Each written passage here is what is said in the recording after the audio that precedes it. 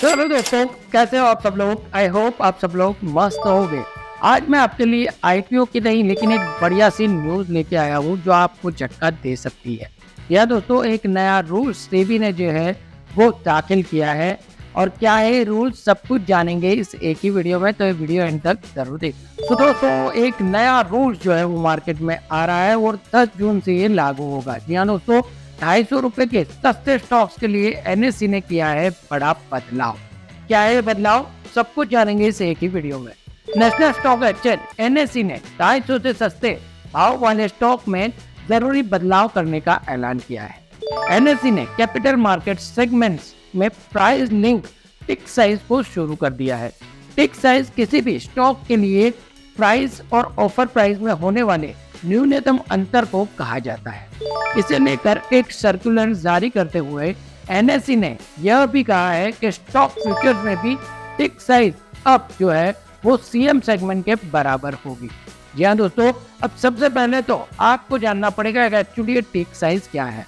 अगर टिक साइज जो है आसान भाषा में समझे तो एक बार में किसी शेयर की कीमत कम से कम जितनी घट या बढ़ सकती है उसे टिक साइज कहता है।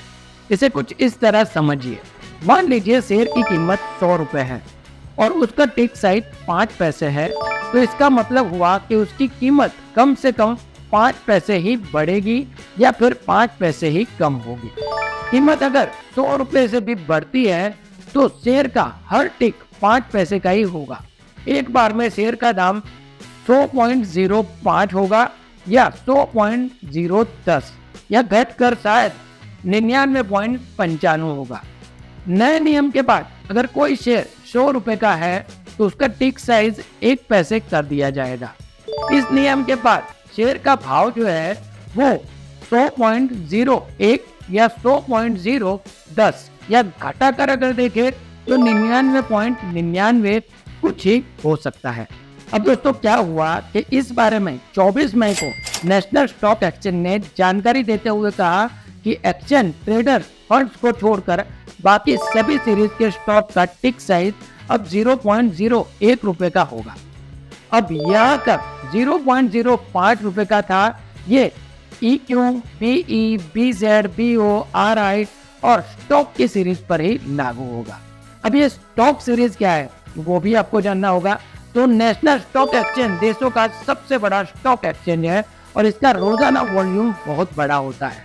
इस एक्सचेंज पर इक्विटी के अलावा प्रेफरेंशियल शेयर, डिवेंचर, सरकारी सिक्योरिटीज, इंडियन डिपॉजिट सीट्स यानी IDR से लेकर क्लोज एंडेड म्यूचुअल फंड जिसे हम ETF भी कहते हैं, ये सब कुछ ट्रेड होता है। यही कारण है कि NSE ने इन्हें अलग अलग सीरीज कैटेगरी में बांटा है। जब कोई व्यक्ति NSE पर लिस्टेड कंपनी सिक्योरिटीज को ट्रेड करता है तो उन्हें पता चलता है कि वो आखिर क्या और किस तरह की सिक्योरिटीज में ट्रेड करता है। NSE ने अपने नए सर्कुलर्स में कहा है कि T+1 सेटलमेंट कैटेगरी के स्टॉक के लिए तय टिक साइज को T+0 सेटलमेंट सीरीज के स्टॉक पर भी लागू होगा। एक्सचेंज ने यह भी कहा है कि यह बदलाव 10 जून 2024 से लागू होंगे। 31 मई 2024 की क्लोजिंग भाव के आधार पर स्टॉक की जो है वो टिक साइज को तय किया जाएगा। अब मासिक आधार पर टिक साइज का रिव्यू किया जाएगा। हर महीने के आखिरी ट्रेडिंग दिन की सीएम सेगमेंट्स में शामिल स्टॉक के क्लोजिंग भाव के आधार पर अब इसका टिक साइज जो है वो तय किया जाएगा। इसे अगले महीने से लागू कर दिया जाएगा और सभी सिक्योरिटीज के लिए प्राइस बैंड का तरीका मौजूदा आधार पर ही लागू होगा। अब ये रूल्स आपको कितने लागू पड़ेंगे और ये रूल्स आने की वजह से मार्केट में इसका क्या फ्लक्चुएशन और ट्रेडर को इससे क्या फायदा होगा, ये तो आने वाला वक्त ही बताएगा।